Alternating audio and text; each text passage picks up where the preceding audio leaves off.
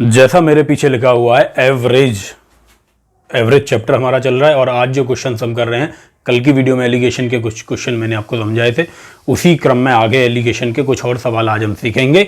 देखिए यहाँ पे लिखा हुआ है क्वेश्चंस बेस्ड ऑन एलिगेशन। इसका सीधा सा मतलब है कि एलिगेशन यानी कि प्रमिश्रण पर आधारित सवाल। सवालों में कुछ नहीं है, 10 सेकंड के सारे सवाल हैं, वो मैं करवा दूंगा, कोई दिक्कत नहीं। आराम से बातें करते हुए आज के सवालों को करेंगे। आप देखेंगे कितने आसान सवाल हैं। इन सवालों को जब आप पढ़ेंगे, पढ़ के कोशिश करें करने की, तो आपको गुणा करने पड़ेंगे, कई गुणा करेंगे फिर घटाएंगे, तब जाके बेसिक से सवाल होगा। एक सवाल में बेसिक बता दूंगा पहले में, उसके बाद बताऊंगा अप्रोच। बहुत आसान सवाल, बहुत आसानी से 10 से 15 सेकंड में आप ख़त्म कर पा रहे होंगे सवाल को। तो उस समय की बात है जब हम तैयारी करते थे, तो 4 लाइनें मैंने लिखी थी। 4 लाइनें क्या हैं? तुम्हें क्या लगता है मैं बस एक मास्टर हूँ? बस तुम्हारा भाई लिखता भी है। मैंने लिखा था कि थकान ने घेर लिया है, निराशा हर तरफ है। जो हालात आज आपके हैं वो कभी हमारे भी हुआ करते थे कि थकान ने घेर लिया है, निराशा हर तरफ है, प्यार बस दिखावा है, तमाशा हर तरफ है। मैं भी ढूंढने निकला था किस्मत अपनी, किस्मत वही जो तुम ढूंढते हो आजकल। मैं भी ढूंढने निकला था किस्मत अपनी, अब साथ कोई नहीं है, दिलाशा हर तरफ है। कब साथ कोई नहीं है? जब आप सफल नहीं है, जब आप तैयारी कर रहे हैं, तब आपके साथ कोई नहीं रहेगा, लेकिन दिलाशा रहेगी। करो यार, मेहनत करो, हो जाएगा, ये हो जाएगा, वो हो जाएगा, मेहनत करो, करने से होता है। उसका हो गया, अरे तुम्हारे मौसा जी की लड़के के फूफा के नाना की पोता है, उसका हो गया, वो उसने ऐसे मेहनत की थी, तुम भी करो, तुम्हारा भी हो जाएगा।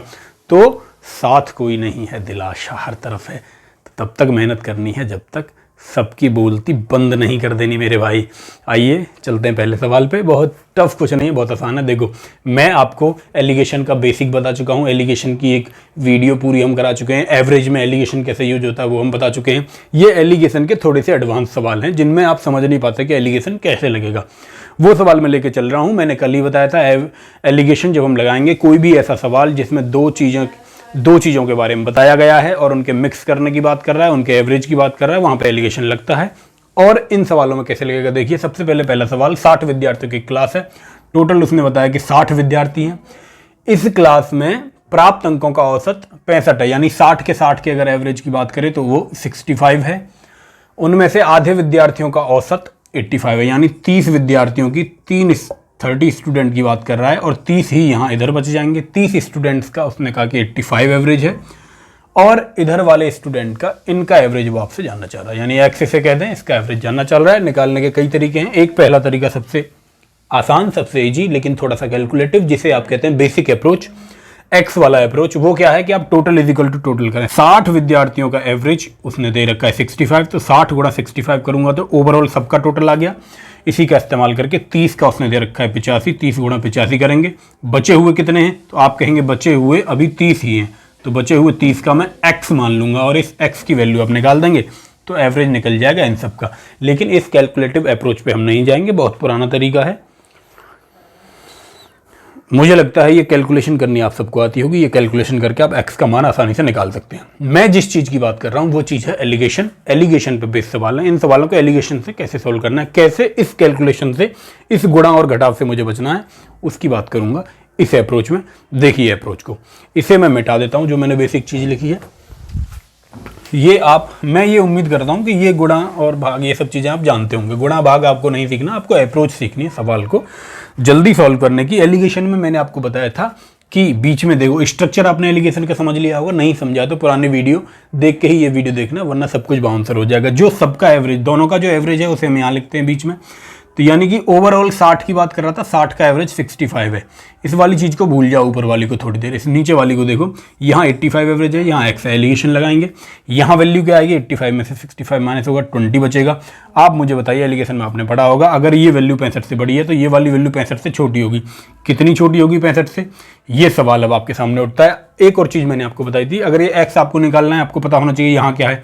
यहाँ आपको नहीं पता, यहाँ भी नहीं पता, लेकिन एक चीज़ मैंने आपको बताई थी कि ये वाला जो रेशो है 30-30, यहाँ जो रेशो दे रखा है वही रेशो यहाँ पर जब सवाल सॉल्व होता है तो अंत में वही रेशो मिलता है। आप मुझे बताइए, ये 1:1 है और 1 की वैल्यू यहाँ 20 आई, तो 1 की वैल्यू यहाँ भी 20 होनी चाहिए थी, 1 की वैल्यू यहाँ 20 होनी चाहिए थी। इस बात का सीधा सा मतलब ये है कि ये वाली वैल्यू अगर 65 से 20 बड़ी है तो ये वाली वैल्यू 65 से 20 छोटी होगी, तो 65 में से 20 घटाएंगे तो ये वाली वैल्यू आपको मिल जाएगी। 65 से 20 घटाने पर आप कहेंगे कि 45 मुझे मिलेगा, यानी कि बचे हुए 30 स्टूडेंट का, बचे हुए आधे स्टूडेंट का एवरेज औसत 45 होगा। 45 will be the average of the remaining 30 students.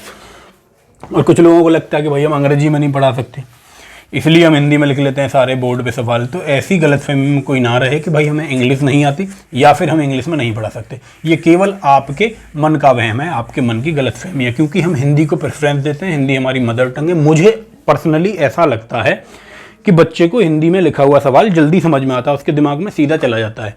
क्योंकि यूपी बोर्ड से मैं आया हूँ और ज़्यादातर हमारे जो व्यूअर हैं, हमारे जो लर्नर हैं, मेरे जो साथी हैं, वो सब हिंदी को ज़्यादा जल्दी एक्सेप्ट करते हैं इंग्लिश की बजाय। ऐसा मैं मान के चलता हूँ, इसलिए मैं कोशिश करता हूँ कि सारी चीज़ें हिंदी में रहें। आपका पेपर भी हिंदी में रहेगा, तो क्यों आपको दो लैंग्वेज को सीखने की ज़रूरत है। जब आप इंग्लिश में क्वेश्चन को पढ़ते हैं फिर उसे ट्रांसलेट करते हैं, वहीं आप अपना समय बर्बाद कर देते हैं। पढ़ाने को मैं ये सारी चीज़ें आपको इंग्लिश में भी पढ़ा सकता हूँ। जैसे कि पहले ही सवाल को अगर मुझे आपको अंग्रेजी में लिखना होता तो मैं अंग्रेजी में क्या लिखता, 60 विद्यार्थियों की कक्षा में प्राप्त अंकों का औसत 65 है। In a class the average of 60 student is 65, in which half students the average of half students is 85, find out the average of remaining students. ये वाली चीज़ भी मैं ऐसा कह सकता हूँ।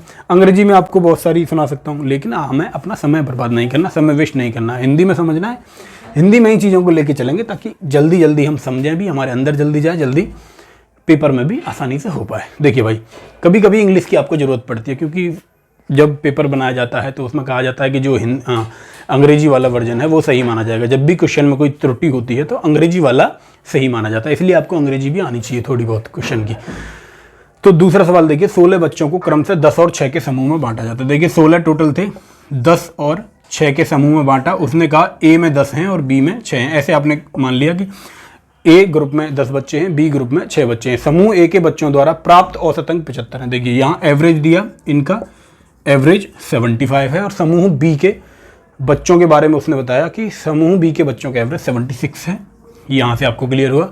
समूह बी के बच्चों का औसत बताइए, 75 सभी बच्चों का। देखिए जो 76 है सभी बच्चों का, यानी 16 का ओवरऑल जो एवरेज है वो 76 है। तो आप 76 जो ओवरऑल है उसे मिडिल में रखते हैं। ये आप समझ ही गए होंगे पुरानी वीडियोस के आधार पे। अब आप क्या करेंगे, इनका अंतर देखेंगे। देखिए 76 और 75 का अंतर, 75 छोटा है 76 से, लेकिन अंतर यहाँ 1 आएगा। अब मुद्दा ये है कि भाई यहाँ क्या वैल्यू है। देखो एलिगेशन का स्ट्रक्चर आप पहले बना लो, नहीं तो गलती हो सकती है। यहाँ रेशो इसका आता है। आप मुझे बताओ रेशो कैसे निकालोगे। टोटल ओवरऑल ये 16 मुझे दिया हुआ है, यहाँ मैंने 1 निकाला। 16 बच्चों क्रम से 10 और 6 के ग्रुप में बांटा जाता है। समूह ए के बच्चों द्वारा प्राप्त औसत 75 है। समूह बी के सभी बच्चों का औसत 76 है। समूह बी के बच्चों का औसत अंक बताइए। समूह बी का मुझे बताना है इनका, यानी कि यहाँ पे क्या वैल्यू आएगी ये आपको बतानी है। बहुत ज़्यादा टफ कुछ नहीं है। मैंने आपको क्या बताया था, यहाँ रेशो क्या होता है। ये वाली जो वैल्यू दे रखी है यहाँ 10 और 6, यही रेशो यहाँ पर मुझे मिलेगा जब इसे सॉल्व करते हैं। ये चीज़ आप पिछली वीडियो से बहुत अच्छी तरह समझ गए होंगे, एलिगेशन वाली वीडियो समझ गए होंगे। तो 10 और 6 का जब आप रेशो निकालेंगे, 2 से काटेंगे दोनों को, 2 पंजे 10, 2 तिया 6, 5:3 आ रहा होगा। आप मुझे बताइए 3 की वैल्यू अगर 1 है तो 5 की वैल्यू क्या होगी। ऐसे समझिए 3 की वैल्यू अगर 1 के बराबर है तो 1 की वैल्यू 1/3 के बराबर होगी और 5 की वैल्यू 5/3 के बराबर हो रही होगी। यानी 5 की वैल्यू 5/3, और 5/3 को आप चाहें तो क्या लिख सकते हैं, 3 एकम 3 और 2 5/3, यानी 1 सही 2/3 यहाँ पर आ रहा होगा। 76 में से 75 माइनस करने पे 1 यहाँ आया है, यानी कि एलिगेशन में एक वैल्यू छोटी होती है एक वैल्यू बड़ी होती है। तो ये वाली वैल्यू 76 से बड़ी होगी। कितनी बड़ी होगी, 1 सही 2/3। 76 में जब 1 सही 2/3 आप जोड़ेंगे तो यहाँ मिलेगा आपको 77। 76 में 1 जोड़ा 77 और 2/3 एक्स्ट्रा है, यानी 77। 77 सही 2/3, option D will be the right answer of this question. बहुत ज़्यादा बकवास मैं नहीं करूंगा इधर उधर की, सीधे सवालों को अलग सॉल्व करेंगे। सवाल पे आओ तीसरे पे। दूसरा सवाल समझ में आ गया होगा, नहीं समझ में आया होगा तो वीडियो को रिपीट करके देखना, और जब तक रिपीट करके देखना तब तक ये सवाल समझ में ना आ जाए, क्योंकि इससे ज़्यादा एडवांस सवाल एलिगेशन में बनेगा नहीं। ये एलिगेशन का सबसे एडवांस सवाल है भाई। ये सवाल अगर आपकी समझ में आ गया होगा, इसका मतलब है कि एलिगेशन आपको पूरी तरह से समझ में आ चुका है। और ये सवाल अगर समझ में नहीं आया तो इसे समझो, क्योंकि इस सवाल को बेसिक से करने जाओगे तो दुनिया भर के गुणा भाग करोगे तब जाके उत्तर आएगा। एलिगेशन वो टेक्निक है जो बड़े सवाल को बहुत आसानी से हमें करवा देती है। कक्षा एक्स के, तीसरा सवाल, एक कक्षा है एक्स, इसमें ए के, इसमें दो ग्रुप हैं। कक्षा एक्स के ए के 32 लड़कों के अंकों का योगफल 60 है। कक्षा एक्स में उसने एक ग्रुप है ए, इसके 32 लड़कों की बात कर रहा है, 32 लड़कों का एवरेज 60 है। वहीं जबकि एक्स के दूसरे अनुभाग बी, एक दूसरा अनुभाग है बी, इसके 40 लड़कों का, इस अनुभाग में 40 बच्चे हैं और इनका एवरेज 33 है। 33 एवरेज है। दोनों अनुभागों को मिलाने पर अंकों का औसत क्या होगा? देखिए दोनों को मिक्स करने पर औसत पूछ रहा है, यानी कि बीच में क्या वैल्यू आएगी, यहाँ पर इसने ये पूछ लिया। बहुत आसान सवाल है, कुछ भी नहीं। आप मुझे बताइए रेशो क्या आएगा। रेशो हमेशा ये होता है, इन दोनों का जो मैंने क्या बताया था, जो सबसे ऊपर वाली वैल्यू है इसी का रेशो हमें यहाँ मिलता है। पिछली वीडियो में सारी चीज़ें डिटेल में बता चुका हूँ। 8 से काटेंगे, 800 के 32, 8 5 40, ये 4:5, यहाँ पर अनुपात आ रहा होगा। सबसे अल्टीमेट लेवल का सवाल एलिगेशन में, इससे अपर लेवल का सवाल नहीं बनता। और ये सवाल आपकी समझ में आ गया तो एलिगेशन का कोई भी सवाल आप हिला के रख देंगे, उखाड़ के फेंक देंगे। 4:5 आ गया मेरे भाई। अब मुझे बताओ, अब मुझे यहाँ वैल्यू कैसे मिलेगी? इस 4:5 से मैं यहाँ की वैल्यू कैसे निकालूं? क्योंकि ये तो अनुपात है ना, यहाँ जो वैल्यू आई होगी माइनस करने के बाद, ये कटने के बाद 4:5 आया होगा। लेकिन मुझे तो चाहिए यहाँ पे असली वैल्यू क्या होगी।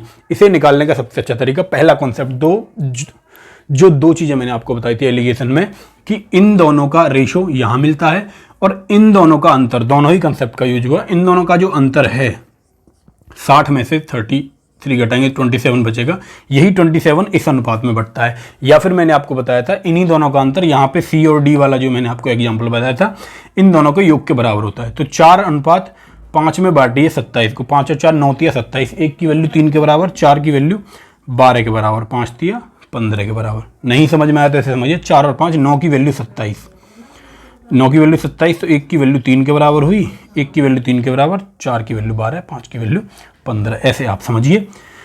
उम्मीद करता हूँ ये छोटी सी बात आप जान ही गए होंगे। अगर आप सारी वीडियो देखते हुए आ रहे होंगे तो ये आपके लिए बहुत बड़ी बात नहीं रही होगी। अब बहुत आसान है, आप मुझे बताइए यहाँ पर क्या होना चाहिए। 60 में से क्या घटाऊँ कि 15 है? आप कहेंगे 60 में से गुरु 45 घटाओ 15 आ जाएगा। यही वैल्यू आपको निकालनी है। आप चाहें तो इससे भी निकाल सकते थे, 33 और 12 भी 45 होता है, यहाँ से भी निकल जाता। सवाल नंबर 3 ध्वस्त हो चुका है और आपकी समझ में नहीं आया है, मुझे बहुत अच्छे से पता है। समझ में कैसे आएगा आप कमेंट बॉक्स में लिखें कि भैया समझ में नहीं आया, तब मैं और डिटेल में समझाने की कोशिश करूंगा। कमेंट बॉक्स में नहीं लिखेंगे तो मैं मान के चलूंगा भैया आपकी समझ में आ ही गया होगा। और एक और काम आप कर सकते हैं कि रिपीट करके देख सकते हैं, फिर भी समझ में ना आए तो प्लेलिस्ट में जाएं, कंप्लीट मैथ नाम की प्लेलिस्ट है, उसमें ढूंढें एलिगेशन वाली वीडियो कहाँ है। वैसे तो मैंने सीक्वेंस से दिया है, मैथ में कमजोर है तो शुरू से देखते चले आइए। एलिगेशन ही केवल समझ में नहीं आ रहा तो एलिगेशन वाली वीडियो देखिए, उसके बाद एवरेज में एलिगेशन वाली वीडियो इससे जस्ट पहली है, उसके बाद ये वाली एलिगेशन की वीडियो देखिए। धुआं कर देंगे एलिगेशन को आप। एलिगेशन JSM, एक तो एलिगेशन मैंने आपको बताया था, एक जूनियर सेटिस्फेक्शन मेथड बताया था, वो भी बड़े काम का, उसे भी एक बार सीख लें, कहीं कहीं वो काम आ जाता है। देखिए जो भी मेथड, जितने भी मेथड हैं सब आपको सीखने हैं, क्योंकि आपको नहीं पता आप कौन सा भूल जाएंगे एग्जाम के टाइम पे, कौन सा आपके दिमाग को क्लिक करेगा एग्जाम के टाइम पे। ये आपके हाथ में नहीं है, आपके हाथ में है केवल मेहनत करना, तो अपनी मेहनत आप करें। चौथा सवाल, एक परीक्षा में 180 छात्रों द्वारा प्राप्त अंकों का एक परीक्षा में 180 छात्रों द्वारा प्राप्त औसत अंक 50 है। देखिए टोटल 180 की बात कर रहा है, 180 के उसने 50 दे दिया, यानी ओवरऑल जितने विद्यार्थी थे उनकी बात कर रहा, तो मैं सीधे लिख लूंगा एवरेज है, ये बीच में लिखा। उसमें कुछ उत्तीर्ण है, यानी कि कुछ तो पास स्टूडेंट हैं, पास की बात कर रहा है तो कुछ फेल की बात कर रहा होगा। पास स्टूडेंट हैं उनका औसत 80 है, जो पास हुए हैं उनका एवरेज 80 है, लिख लिया भाई मैंने। अनुत्तीर्ण होने वालों का 40 है औसत, ये भी लिख लिया। अब कह रहा है अनुत्तीर्ण हुए छात्रों की संख्या बताइए, ये एवरेज है, संख्या पूछ रहा है। संख्या हमेशा देखिए, ये वाला जो स्ट्रक्चर आप देख रहे हैं ये एलिगेशन का स्ट्रक्चर है। यहाँ पास वाले की वैल्यू हमें चाहिए, फेल वाले की वैल्यू जो मिलेगी वो ऊपर लिखी जाएगी। अब निकालें कैसे, ये है सवाल। मुद्दा ये है कि निकालें कैसे। देखिए इसमें कई चीज़ें आपको दे रखी हैं। सबसे पहले तो आप इसका स्ट्रक्चर पूरा करिए, रेशो निकालिए। रेशो क्या है, 80 में से 50 गए तो 30 बचे, 40 में से 40 और 50 का अंतर लिया 10 बचा। आप यहाँ देखेंगे 1:3 इनका रेशो आ रहा है। अब मुझे बताइए जो 1:3 का रेशो है, ये टोटल पास और फेल वालों का रेशो है ना, तो पास और फेल टोटल कितने, 180, तो 3 और 1 4 की वैल्यू कितनी हुई, 180 के बराबर हुई। अगर 4 की वैल्यू 180 के बराबर है तो फेल वाले कितने हैं, फेल वाले की वैल्यू 3 यूनिट है। 3 की वैल्यू आपको निकालनी है। आप कैसे निकालेंगे, 4 चौके 16, 4 पंजे 20, 45 गुना 3 करेंगे, 5 के 15 के 5 हाथ से लेक 4 त्यौहार रुक तेरा। आप कहेंगे 135 स्टूडेंट ऐसे हैं जो फेल हैं, यानी यहाँ जो वैल्यू है वो 135 है। 135 ही है इस सवाल का जवाब। ये समझ में नहीं आया कि 4 की वैल्यू 180 तो 3 की कैसे निकालनी है।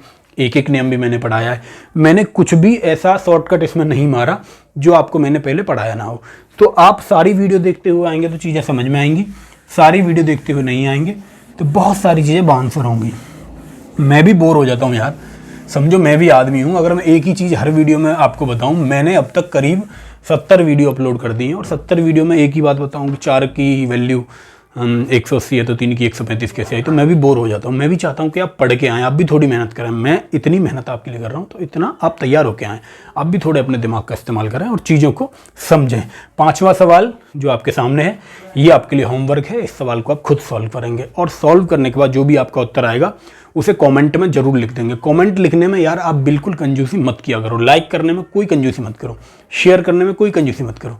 मैं इतनी मेहनत कर रहा हूँ केवल इसलिए कि आप कुछ सीखें और मुझे पता ही नहीं चलता, ये वन वे कम्युनिकेशन हो जाता है, मुझे पता ही नहीं चलता कि कौन स्टूडेंट देख रहा है कौन नहीं देख रहा। तो इसके लिए आप जब भी वीडियो देखें एक कमेंट लिख दें, एक लाइक कर दें, जिससे मुझे पता चले हाँ स्टूडेंट का इंटरेक्शन हो रहा है, स्टूडेंट्स मुझसे कुछ सीख रहे हैं। तो मुझे भी ये लगे कि हाँ भाई चलो एक वीडियो और बनाते हैं, इन्हें कुछ और नया सिखाते हैं।